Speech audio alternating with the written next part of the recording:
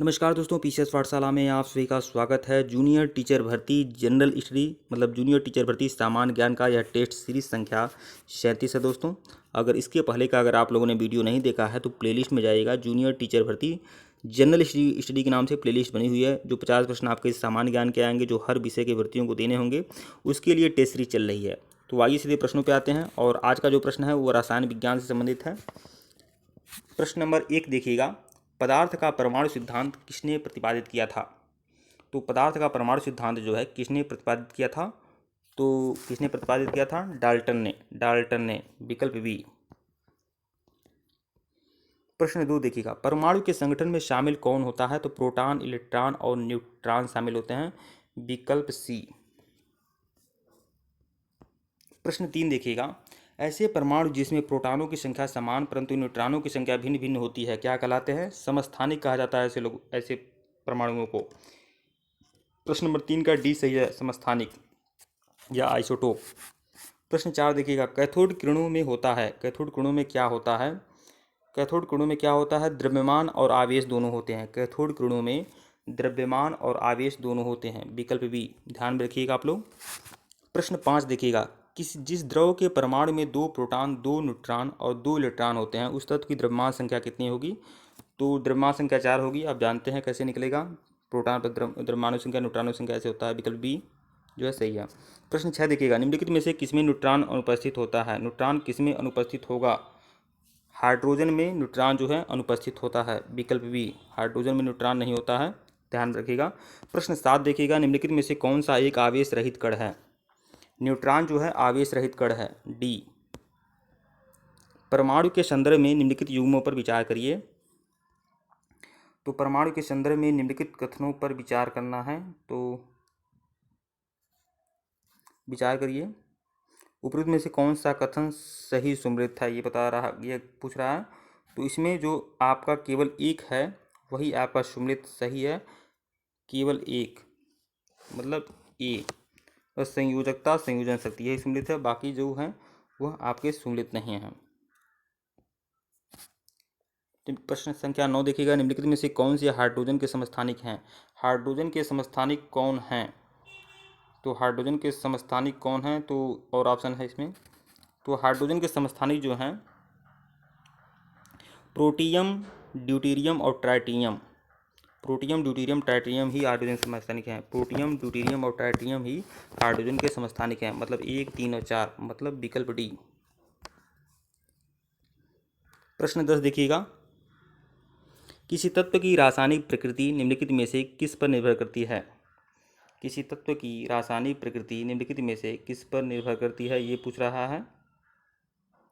तो संयोजी इलेक्ट्रॉन पर निर्भर करती है, विकल्प बी। किसी तत्व की रासायनिक प्रकृति किस पर निर्भर करती है? संयोजी इलेक्ट्रॉन पर, विकल्प बी।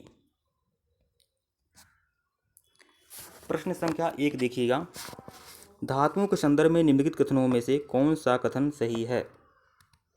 कौन सा कथन सही है? धातुओं के संदर्भ में निम्नलिखित कथनों में से कौन सा कथन सही है, ये कह रहा है।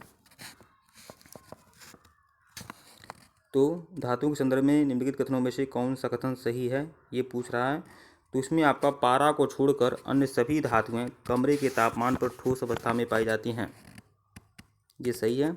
और क्षारीय धातुएं देखिए इतनी मुलायम होती हैं क्षारीय धातुएं कि उन्हें चाकू से भी काटा जा सकता है। तो 1 और 2 दोनों सही है, विकल्प सी।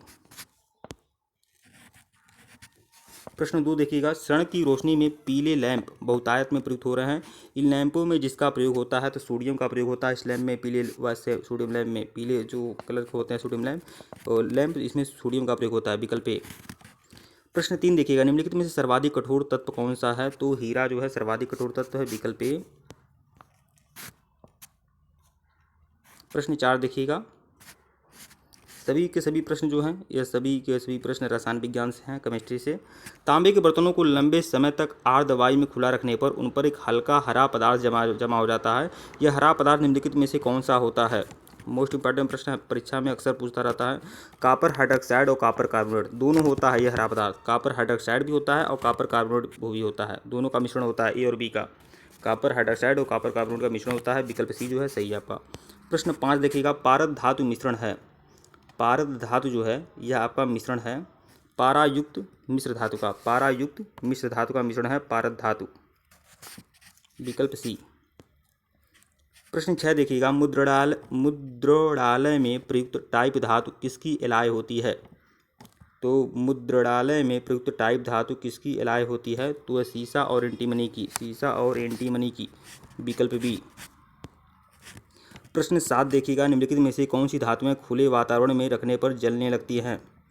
खुले वातावरण में रखने पर जलने लगती है कौन सी धातु? तो वह धातु है, कौन सी धातु खुले वातावरण में रखने पर जलने लगती है, कौन सी धातु? तो वो है सोडियम और पोटेशियम, मतलब विकल्प ए। विकल्प ए, सोडियम पोटेशियम जो है खुले रखने पर जलने लगती है, सोडियम पोटेशियम, 7 का ए। प्रश्न 8 देखिएगा, एल्यूमिनियम बनाने के लिए कौन से मुख्य खनिज होते हैं? एल्यूमिनियम बनाने के लिए कौन से मुख्य खनिज होते हैं? तो बॉक्साइट जो होता है मुख्य खनिज होता है एल्यूमिनियम बनाने के लिए, विकल्प सी। प्रश्न 9 देखिएगा, साधारण तापमापी में पारे का उपयोग किया जाता है क्योंकि इसकी विशेषता है उच्च संचालन शक्ति।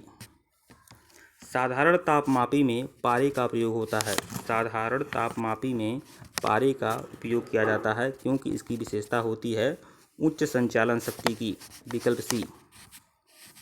प्रश्न 10 देखिएगा, किसी बिजली की इस्त्री को गर्म करने के लिए किस धातु का प्रयोग किया जाता है? तो नाइक्रोम का, नाइक्रोम का प्रयोग किया जाता है, विकल्प सी।